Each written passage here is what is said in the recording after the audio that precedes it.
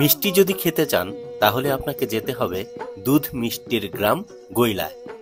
রবীন্দ্রনাথ ঠাকুরের ডাকঘর নাটকে অমলের সেই দইওয়ালার কথা মনে আছে, যে দই নিয়ে আসতো পাঁচমোড়া পাহাড়ের তলায় শামলা নদীর ধারের এক গ্রাম থেকে।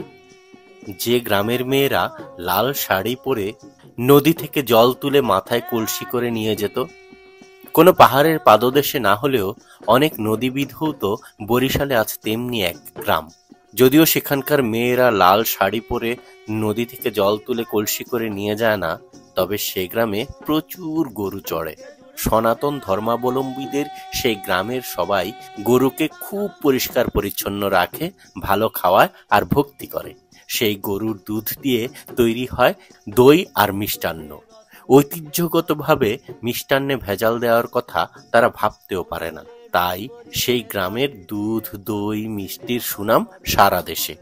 সে গ্রাম আর তার মিষ্টির স্বাদ পেতে হলে আপনাকে যেতে হবে বরিশালের আগুইলছাড়ার গৈলা গ্রামে।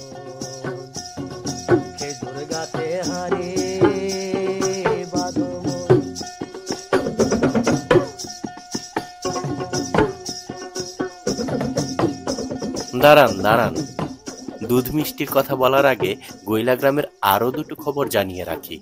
মধ্যযুগের মনসামঙ্গলের কবি বিজয়গুপ্তের স্মৃতিধন্য এই গ্রামে তার প্রতিষ্ঠা করা মনসা মন্দির আছে। আর এই গ্রামেরই সন্তান কবি জীবনানন্দ দাশের মা কুসুম কুমারী দেবী, যিনি নিজেও একজন কবি।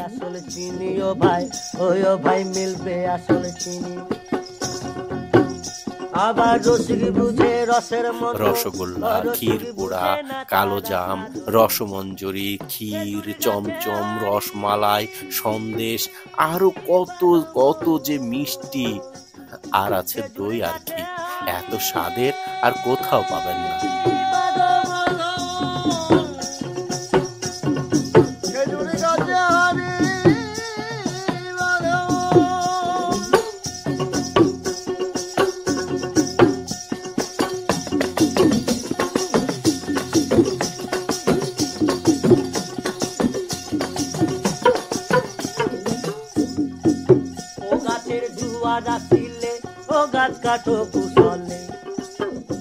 গৈলা বাজারে আছে ঘোষ মিষ্টান্ন ভান্ডার। শত বছরের ঐতিহ্যবাহী এই মিষ্টান্ন ভান্ডার চলছে 3 পুরুষ ধরে।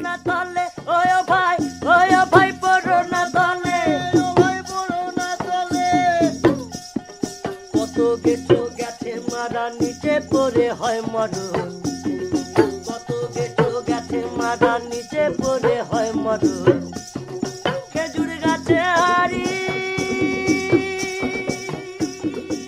এটা কত বছর আগের? 100 বছর। কে প্রতিষ্ঠা করেছিল? আমার দাদারই, তাই আমার বাবার নামই বেশি। আচ্ছা, আপনার দাদা, মানে আপনারা 3 পুরুষ ধরে এইখানে আছেন এই পেশায়? আচ্ছা, আপনার মানে আপনার পুরো নামটা কি? আমার নাম পরিমল ঘোষ। এই যে 3 পুরুষ ধরে একই পেশা, কেমন লাগে? ভালোই লাগে। আচ্ছা, এখানকার স্পেশাল আইটেম কি কি? মানুষ কোনটা পছন্দ করে বা আপনার কাছে কোনটা? দধি, রসমালাই, ক্ষীরপুরি, রসগোল্লা, এটাই সাধারণত মানুষ খায়। আচ্ছা, আর ঘি? হ্যাঁ, ভালো। আপনি কতদিন ধরে? আমার 45 বছর ধরে এই পেশায়। আচ্ছা, এমনি মানে এই অঞ্চলে তো খুবই বিখ্যাত, এমনি বাইরে থেকে লোকজন আসে খেতে? আসে, কিছু তো আসে। আচ্ছা, ব্যাপক হারে না বললেই চলে, আসে, কিছু আসে। আচ্ছা, আপনার ধরা যাক আপনারা তো 3 পুরুষ ধরে এই পেশায় আছেন, আপনার দাদার নামটা কি বলবেন? রামচরণ ঘোষ। রামচরণ ঘোষ? হ্যাঁ।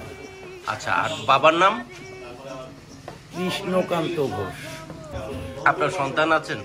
হ্যাঁ, আছে। কয়জন? আমার 2 ছেলে 1 মেয়ে। আচ্ছা, ছেলেদের নাম কি বা মেয়ের নাম? ছেলেদের নাম হয়েছে, বড় ছেলের নাম মিঠুন ঘোষ, ছোট ছেলের নাম অমিত ঘোষ। আচ্ছা, তারা কি এই মিষ্টি বানাবে, এখানে থাকবে? হয়তো বা প্রয়োজন মনে করলে আসতে পারে। এখন বর্তমানে একটু চাকরি বাকরি করে, পড়াশোনা করে।